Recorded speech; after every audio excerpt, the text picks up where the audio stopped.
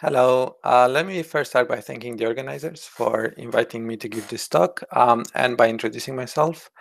So I'm Razvan Pashkanu. I'm a research scientist at DeepMind. And today's talk is going to be about ways of improving learning efficiency for neural networks. So before we start, I wanted to point out a few things. First of all, if you have questions that I don't manage to answer throughout the session, please feel free to ping me afterwards by email. Secondly, it's extremely hard to be fair to others when citing works in a talk like this. So I felt it's a good idea to have a disclaimer and just make sure that you're aware that the works cited here, they're not meant to be or to provide a complete overview of everything that relates to a particular topic, nor are they meant to be the most representative or important works for that particular topic. And also, there's always some nuance and there's always caveats surrounding many of the results or claims that I'm going to talk about. But because of time constraints and because I'm focusing in providing a coherent message, I will not be able to go in all of those details. So do take everything that I say with a grain of salt. Okay, so let's jump into the talk. So I wanted to start by showing two graphs. So the one on the left is the learning curves of the Impala agent. So this is a deep reinforcement learning system proposed in 2018 that it was trained on DMLab, which is a 3D environment where you have to solve various tasks. And the aspect that I wanted to focus on is the x-axis, that is looking at the environment frames that are required for this agent to reach roughly 50% performance on this given task. And yeah, you can notice that the number of frames is relatively large. So it's on the order of 10 to the 10th number of frames that you need in order to learn. And this is unfortunately not atypical for deep learning or for deep reinforcement learning, which is known for being extremely data hungry. On the right, we have a graph that was taken from a blog post from OpenAI that is looking at a number of petaflops per day that you need in order to train some of the widely known systems in the literature. And it highlights the fact that over the last few years, the amount of compute required has been growing exponentially. So both of these graphs point to a very important open problem, namely, how do we make the systems to be more efficient at learning, both in terms of the data that they need and in terms of computational that they require? And I believe this might be one of the most important problems that we're dealing with right now in the community.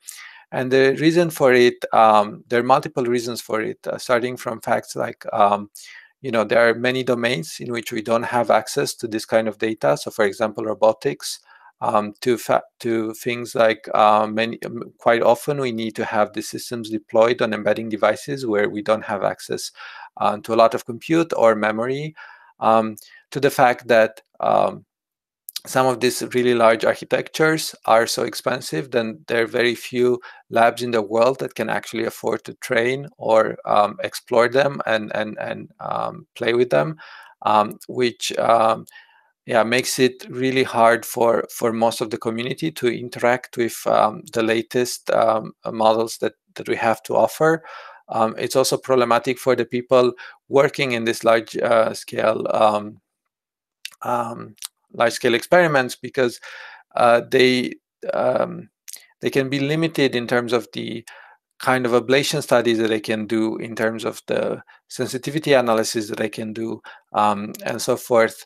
And the last point I wanted to make, it's also the energy consumption needed to train some of these models. It's important to think of the impact that it would have, that it has on the climate. It's important to think of the impact that it has on our lives. So from this perspective, I do believe that it's quite important for us to understand and explore ways in which we can make these systems to be both data efficient and computationally efficient as we move forward. So in this talk, what I wanted to do is to cover several projects that I've been involved in that were looking at ways in which they can improve data efficiency or computational efficiency of deep networks. And I roughly split them into three categories. And I'll start first talking about compression of neural networks.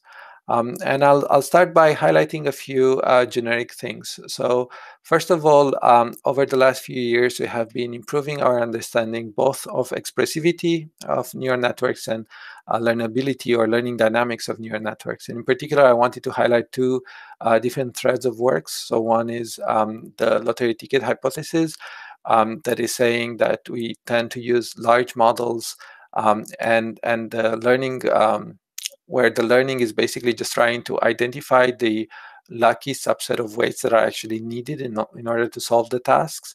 And then we have another thread of research under double descent that was proposed by Belkin et al. In 2018. And these works are arguing that in the extremely over-parameterized regimes, learning using gradient descent leads to finding solutions that are close by to initialization, therefore solutions that have small norm that therefore generalizes well. And all of this works and all of this understanding highlights the fact that we need large models in order to make learning possible, in order to make learning easy. But it's not required to encode the solution. The solutions actually, so neural networks tend to be extremely expressive, and quite small models can represent a large family of functions. So from this perspective, compression is a viable way to reduce computational costs for deep learning, because the solutions that we're looking for, the solutions that we're finding, they do not require these large models in order to be properly encoded. Compression as a tool for deep learning is a very active area of research that can be split among different axes. So there's a lot of work looking at ways of quantizing the weights and representations of neural nets. There's a lot of work on sparsity, whether if this sparsity or sparsifying the models, whether this is done just for inference or both for learning and inference, and work on knowledge transfer, transfer learning in general, and distillation of big models into much smaller ones. And I've pointed here to a bunch of papers on the topic just to highlight how active this area of research is. So in this talk, I just wanted to point out one particular approach. So this is work that I've done jointly with Sid, Jack, Simon, and Eric, and it's going to appear on arXiv soon. And it's a methodology or a training regime that allows the system or the network to be sparse both at training and at test time. And the way it works is actually quite simple. So imagine you have the complete set of weights that you sample for the model. So this is the set C. So the way the approach works is we extract from the complete set of weights a smaller set of weights, so a sparse set of weights that we're going to call the active set of weights. And these are selected. These are basically the top k by magnitude weights out of C, and these are the weights that are used to do forwards in this model. So every time we need to do a forward, we're actually doing forward on this sparse model that only has the set A of weights, and everything else is set to 0. However, when you're computing the gradients, when you do backwards in this system, the gradient is not necessarily sparse. So therefore, we need to actively ensure that the gradients are sparse as well in order to maintain the computational cost and memory cost low. And the way we do this is we sparsify the gradients in the same way we've sparsified weights, by maintaining just the top entries of the gradients by magnitude. The difference now is that instead of keeping just the k entries like we did for the weights, we're keeping k plus m. And the reason to do this is because we want to encourage some form of exploration where we're hoping that on consecutive steps, when we're trying to pick the top k weights by magnitude, we end up picking different weights in order for the model to have to explore and understand what are the right subset of k-weights that it actually needs to encode the solution. So this is done by applying gradients to other weights except those that have been selected to do the forward. And this will ensure that if those weights are deemed to be better for the network, they would increase in magnitude and they would be selected on the next iterations. Furthermore, to make this exploration even more um, um, to make this exploration stronger, we rely on a form of optimism where we use L2 regularization, and we regularize the active weights, so the ones that are using for a forward, a lot more than the weights in set B that are not part of A, so the weights that are only receiving the gradients. And what this does is that it ensures so through the form of optimism, it ensures that it's more likely for the model to try different weights from the set B on the next iterations. Yeah, so if we're taking a step back and we're looking at this training regime, so what we've achieved is that we have a sparse model on which you do forwards, both at training and at test time. And in the backwards phase, we also have a sparse backward phase where the sparsity is different from the sparsity during the forward. And the only dense operation that needs to be done is the top K operation. However, this operation can be amortized over time. So this mask can be frozen for several steps and just be recomputed every so often. So if we're looking at the experimental results, our method performs comparable to existing other methods. Particular Regal is one of the better performing methods, and our model is aligned with the performance of Regal. And we've also applied our model to transformers and showed that we can considerably compress the transformer model with it. And what's interesting about our approach is it allows the sparsity to be, it allows to have a fixed sparsity during training from the beginning, and it's relatively easy to implement. And the only dense operation being the top K operation that can be amortized over time. And if we're looking at the change of masks over time, so there are a few observations to be made here. So first of all, the masks or the sparsity patterns become more and more stable as training progresses, and towards the end of training, the sparsity masks barely change. So at some point, it could even make sense to stop the exploration phase and not rely on top K anymore, but actually fix the small model that you're just going to fine tune. Also, there is a lot more mobility between the set B and set A, and less mobility from set C, which maybe highlights the point that the set B needs to be carefully selected, because we don't apply gradients of those on those parameters of set C that weren't selected that were not part of B. So exploring those parameters becomes harder. Okay, so we talked a little bit about how one could use sparsity and how one could compress a neural net from the beginning and rely on some form of exploration, optimistic exploration, to make sure that over time it identifies the right subset of weights that are needed to represent a solution.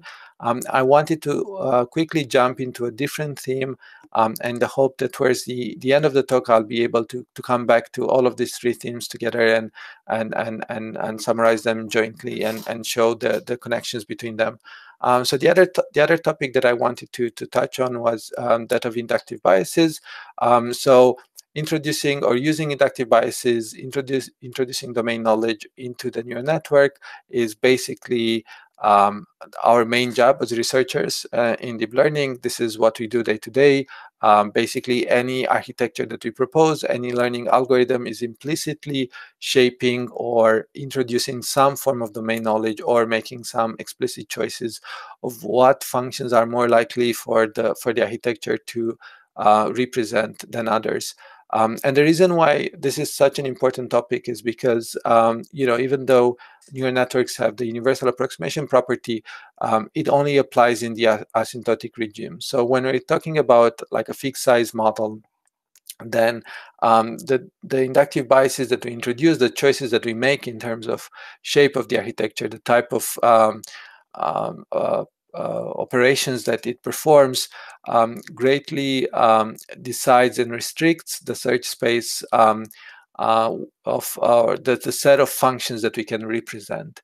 And just to highlight this, I made this little toy plot where I'm basically trying to make the point that if we're fixing the model size, for example, then the kind of functions that we can represent with a convolutional neural net for that fixed number of parameters would not perfectly overlap with the set of functions that we could represent with an MLP, even though technically any convolutional neural network can be represented as an MLP because MLPs are universal approximators, and any MLP can be represented as a convolutional neural network because convolutional neural networks are universal approximators. If we fix the size, this is not true anymore. So these decisions are really important, and I think there is furthermore a lot of interesting and open questions regarding how we deal with extrapolation and how do we deal with generalization to out of distribution samples.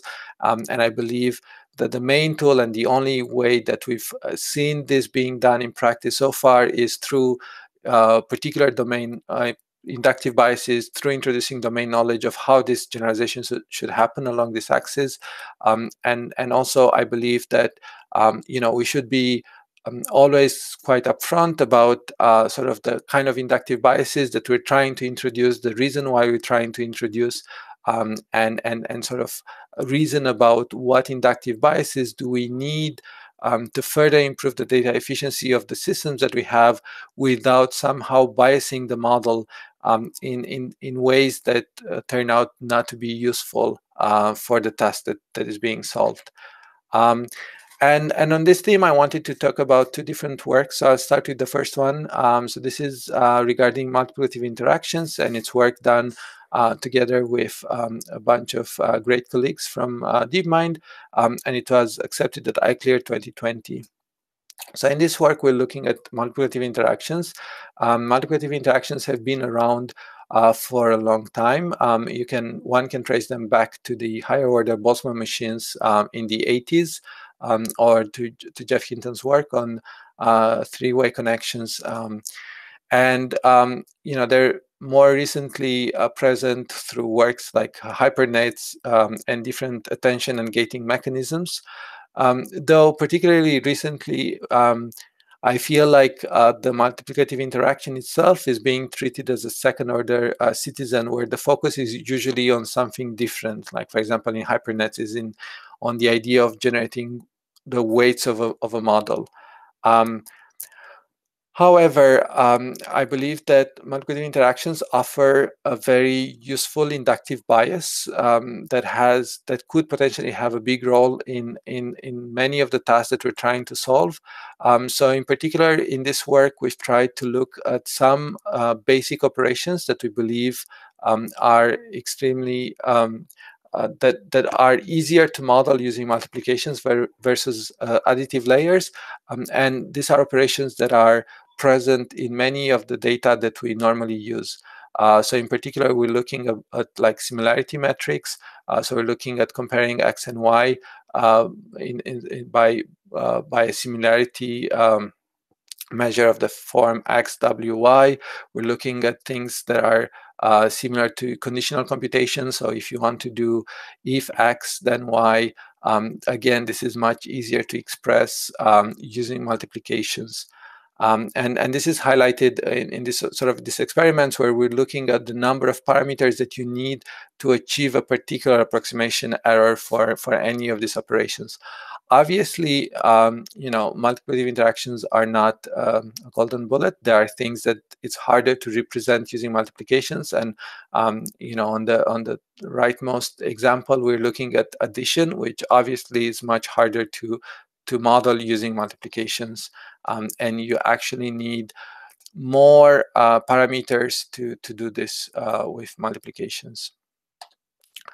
So in order to strengthen our point, we did a bunch of empirical experimentation on large-scale tasks where we took typical models that were state-of-the-art and we augmented them by introducing multiplicative interactions at different points in the architecture. We had a multitask. So we had the DM lab task that I presented in the first slide, where being that you have to deal with multiple different tasks that you have to solve, you need to have conditional reasoning. So we added multiplication interactions in the output and in the different layers of the model, and we've noticed an improvement in performance. So with the same amount of data, you get better performance. So there is some data efficiency that we've gained. We've also looked at language modeling, and again, by adding multiplicative interactions into the decoder and to the encoder of the LSTM, we've improved in terms of perplexity over the baseline. So the next work that I wanted to talk about is looking at stabilizing transformers. This again is work done with Emilio and a bunch of other colleagues at DeepMind, and it was accepted at ICML 2020, and it carries over some of the insights that we had with the multiplicative interactions. So in particular, the starting point of this work was the idea that transformers are able to deal better with long sequences, and therefore they should be quite useful for RL problems.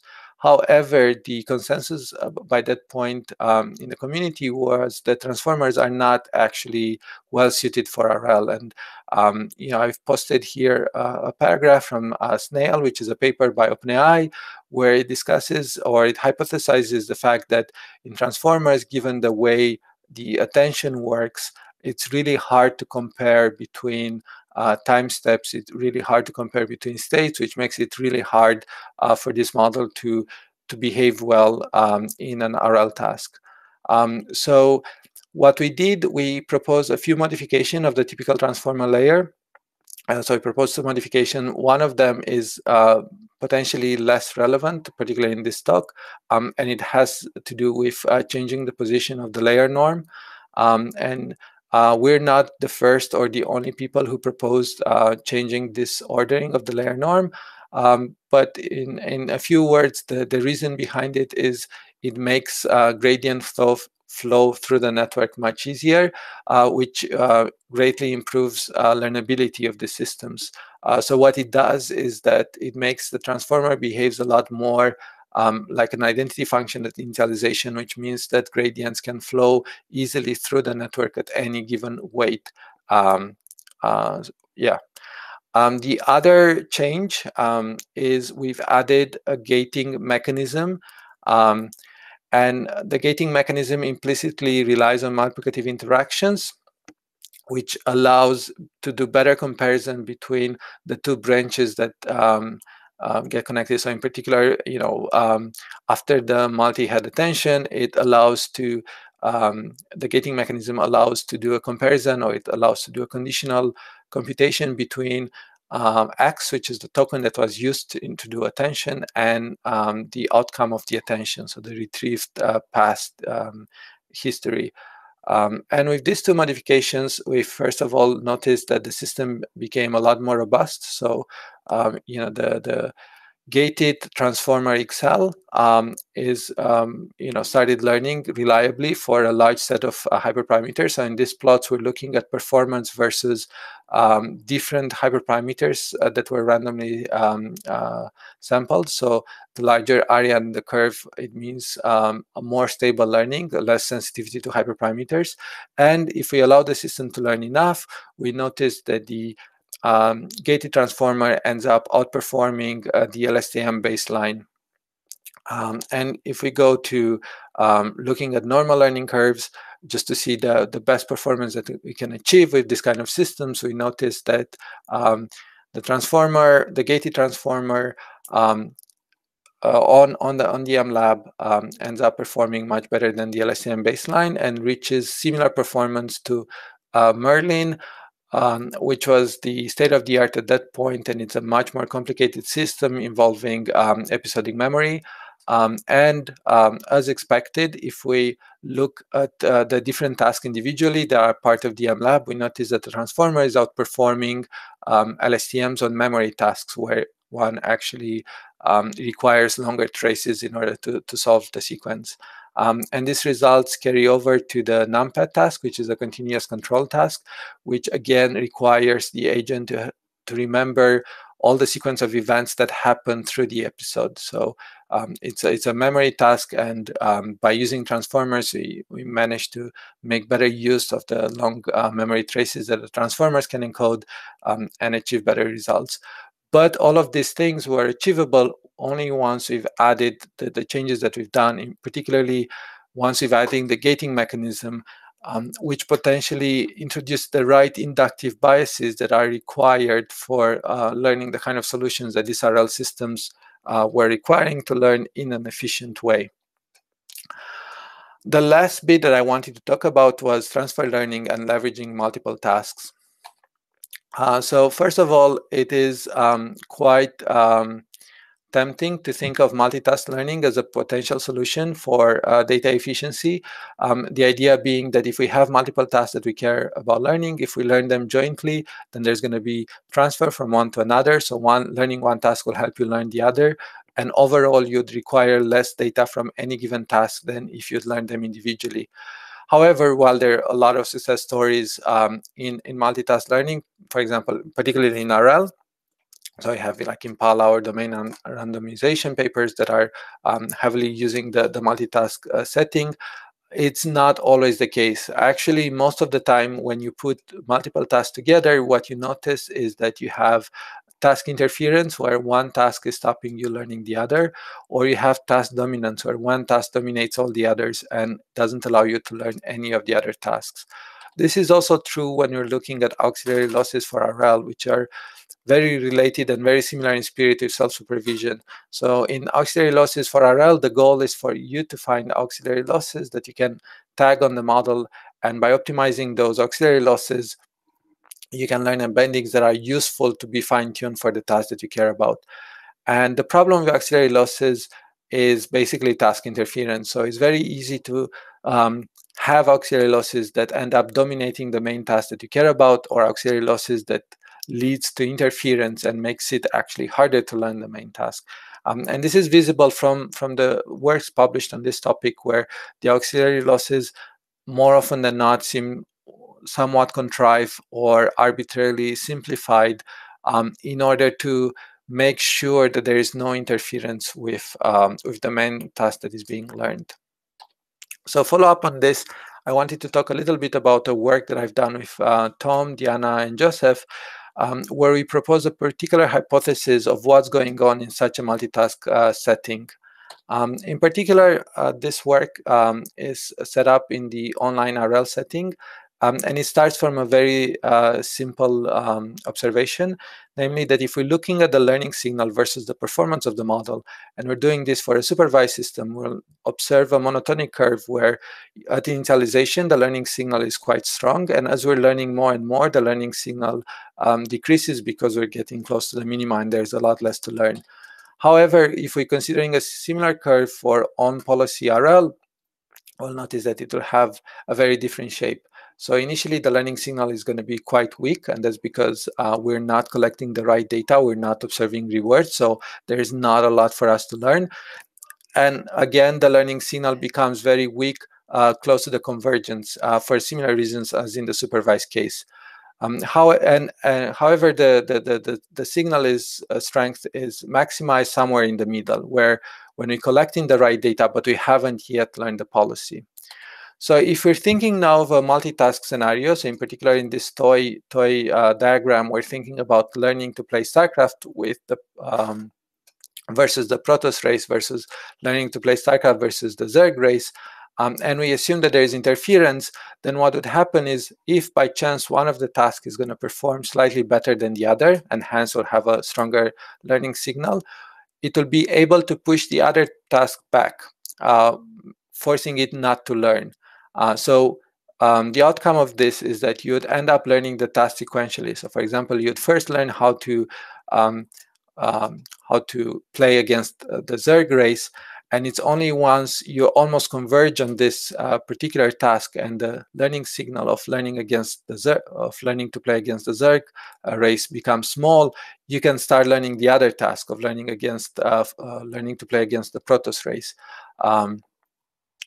Furthermore, if we're looking at the learning curves of performance of one task versus the other thing is to notice is that once you've learned the first task and you start learning the second task, you normally hit a plateau. And this is because, again, the learning signal when you're just starting to learn a new task is pretty low.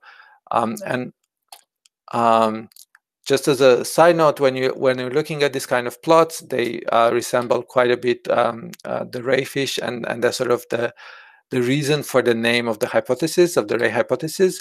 And if we're looking at the learning curve, the typical observation that we have is that learning progresses in sort of this waterfall manner where you learn, you hit a plateau where you have to stay for a while, and then you start learning again, you hit a plateau, and you keep going. And for a multitask scenario like the one that we've considered here, every plateau corresponds to learning yet another task.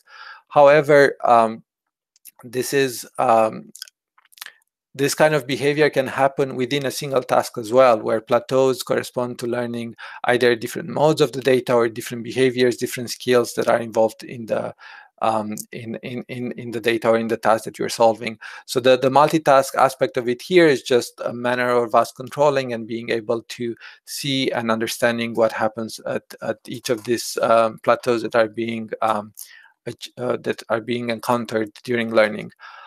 So while most of this machinery has been done, like the math derivations and the experiments that have been carried out were done with on-policy RL in mind, I believe that a lot of this observation carry over to standard deep learning and supervised learning.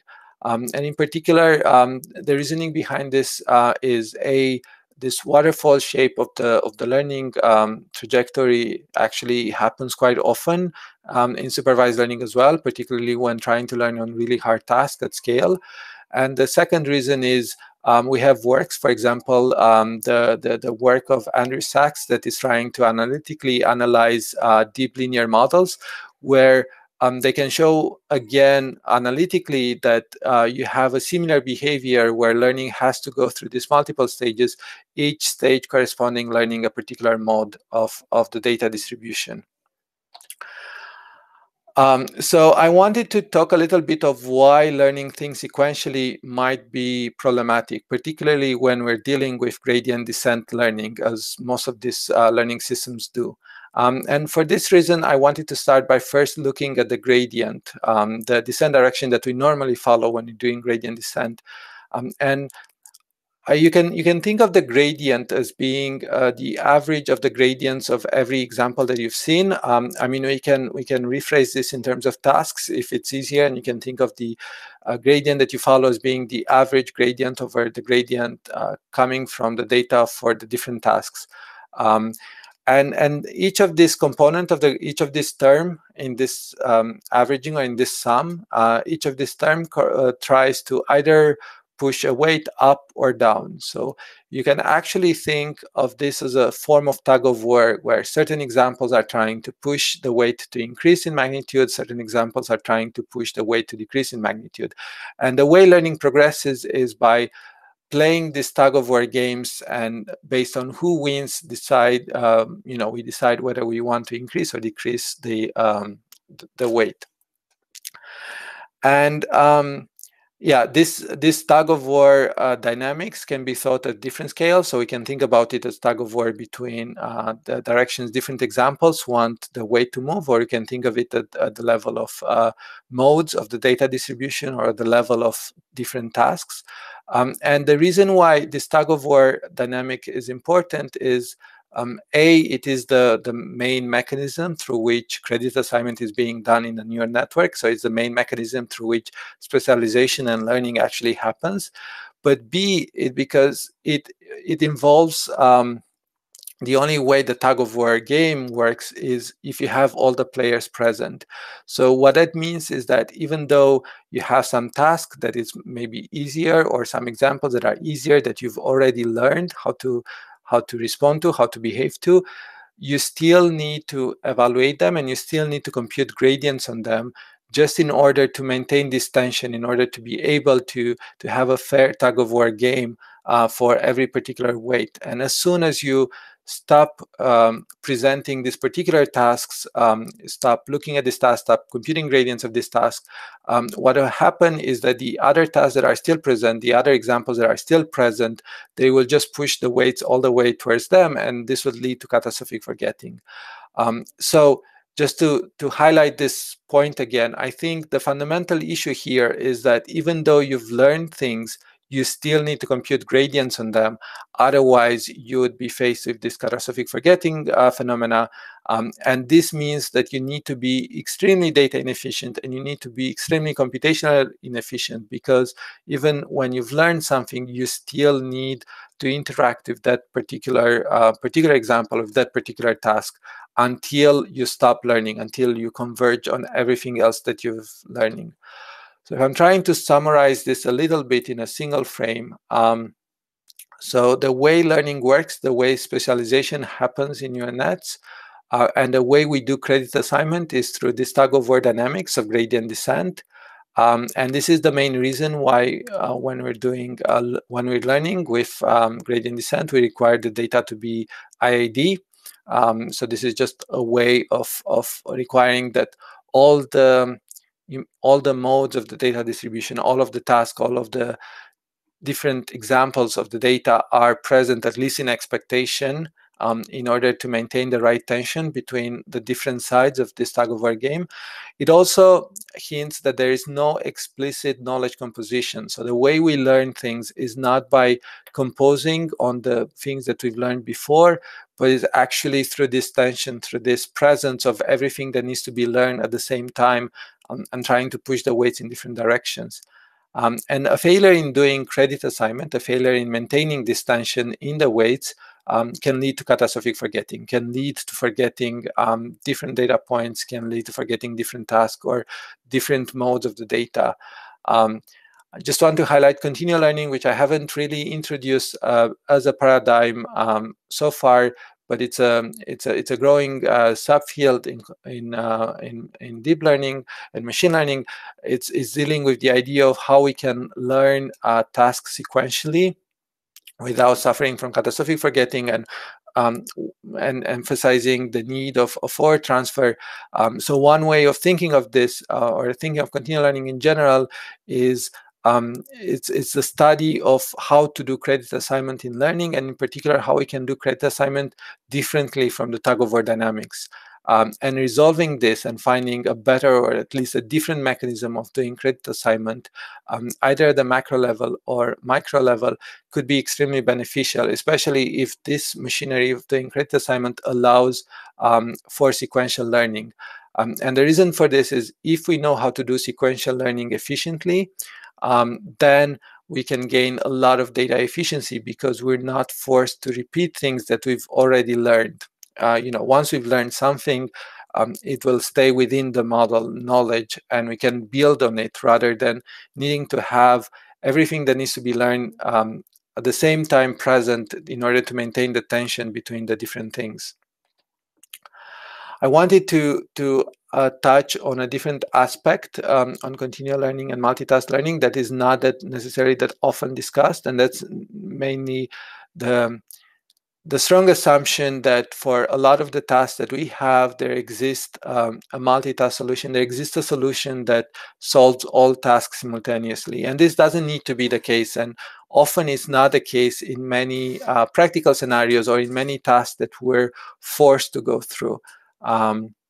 So just to give you a simple example, you can imagine trying to learn an agent that performs well at in a multi-agent game. So, for example, rock, paper, scissors. So ideally, the issue with this is basically there is no behavior that is optimal or better than all the other behaviors, right? So depending on, there is an optimal behavior given the strategy that your opponent has, but there's no strategy that is optimal regardless of what your opponent is doing. So this means that the game is non-transitive.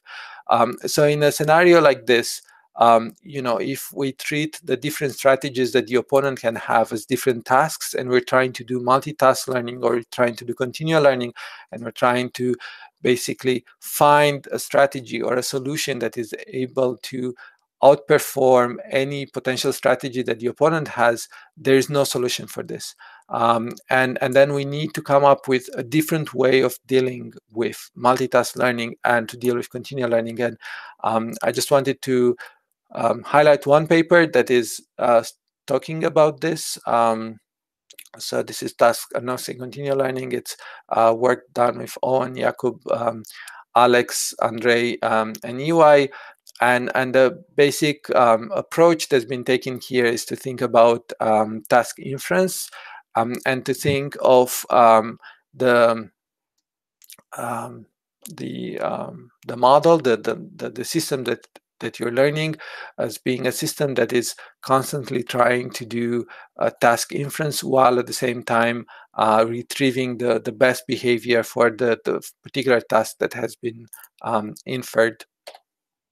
Okay, so I wanted to summarize a little bit everything that I said so far and provide some final thoughts. So I guess the message of my talk is that learning efficiency, either if it's data efficiency or if it's computational efficiency, is among the most important open problems for deep learning and deep RL systems in general. And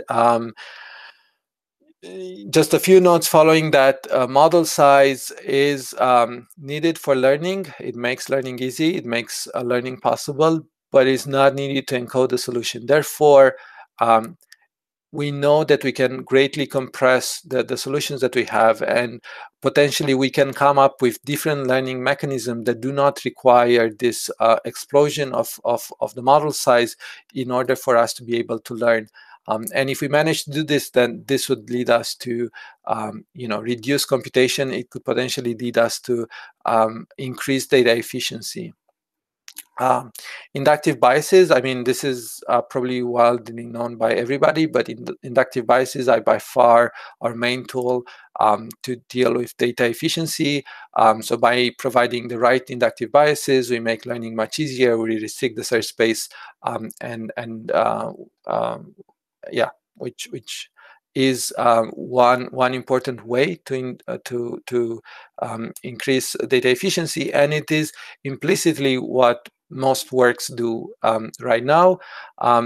It is also probably one of the main tools that we have to deal with the idea of strong generalization, or generalization to out of distribution data points, and it's something that we should be thinking and discussing about more explicitly, and something we should be more focused on trying to enumerate the right inductive biases that we feel need to be included for different kinds of tasks, and understanding how we can include these inductive biases in the architectures that we have in such a way that we're not biasing learning so much that we actually hurt performance. One particular type of inductive bias that I think could be generically quite useful, and it is sort of implicitly used quite often in many of the popular architectures, though it might be deserved to be further looked at, explored in isolation and understood a bit better, is the idea of having multiplications. So there's a lot of things that are more natural to be expressed using multiplications rather than additive terms. And we had one particular work that looked at this. And then in the last half of the talk, we've been focusing on multitask learning, or dealing with multiple tasks. Maybe just to highlight a little bit, well, the results that I've presented and the discussion that I had was surrounded around the idea of having multiple tasks.